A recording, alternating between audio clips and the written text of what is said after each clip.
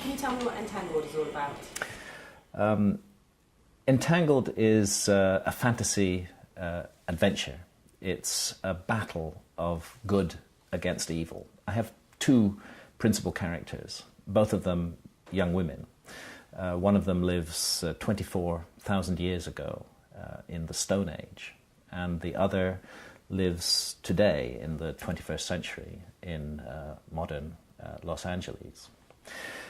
Now, in the scheme of this novel, time is not what it seems. The novel takes a quantum view of time, where all times unfold simultaneously, where time is not an arrow, but a series of cycles. And these two young women are brought together by a supernatural force to confront a demon who is moving through time, who's active in the Stone Age and active in the 21st century as well.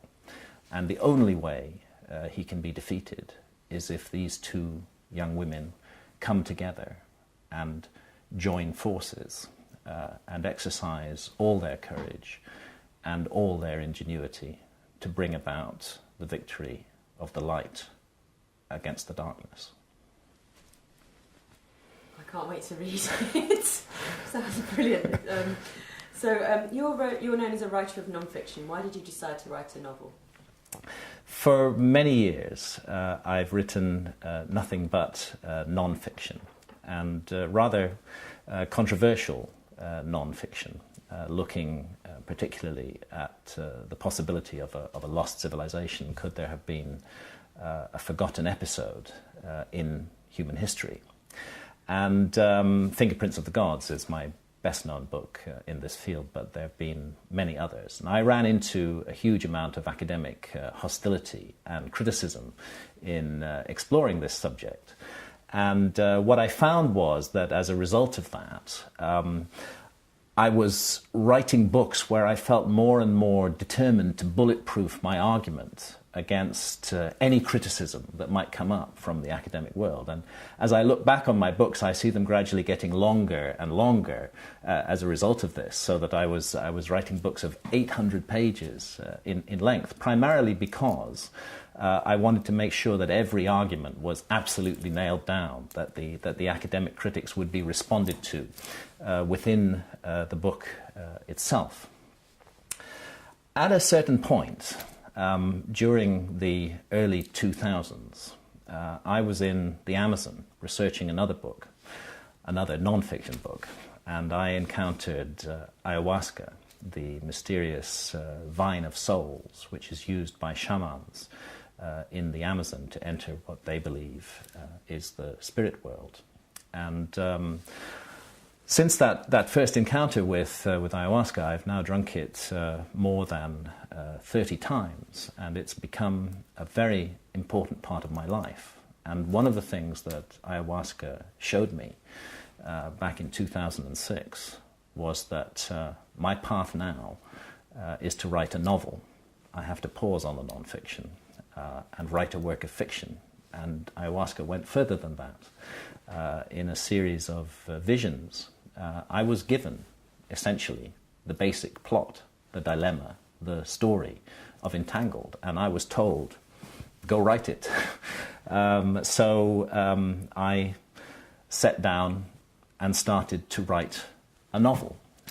It's been a liberation for me.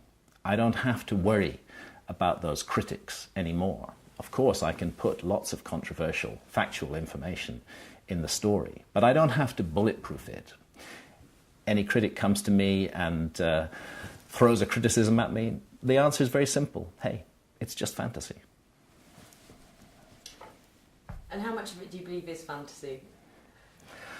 I have tried to explore serious mysteries concerning the nature of reality in this novel. Is time really what we think it is?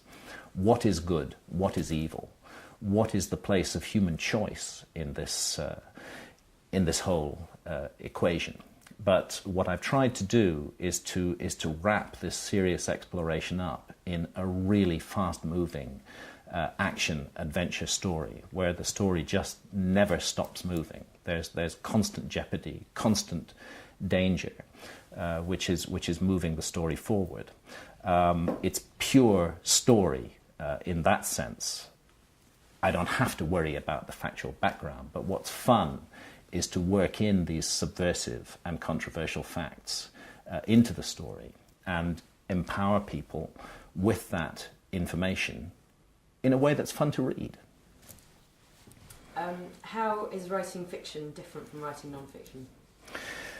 Writing fiction has proved to be a completely different process from writing non-fiction for me. With non-fiction, whenever I sit down to write a book, I already have a detailed plan. I've worked it out far in advance. For a start, I've prepared a synopsis on the non-fiction book, which is the outline that the book will follow. With the novel, it's been completely different. Yes, my encounters with ayahuasca gave me the central characters and the central dilemma of the plot, but it didn't give me all the details. And what I find every day when I sit down to write is that I honestly don't know what's going to happen next. It's what happens during my day's writing is a huge surprise to me. That's part of what makes it such fun. I've put my characters into certain dilemmas, certain places, certain predicaments, and how they respond to those predicaments and places depends on them. In a sense, out there in the ether somewhere, my characters have come alive for me, and they will only let me tell the story in a certain way. So it's been a liberation and an adventure for me as a writer.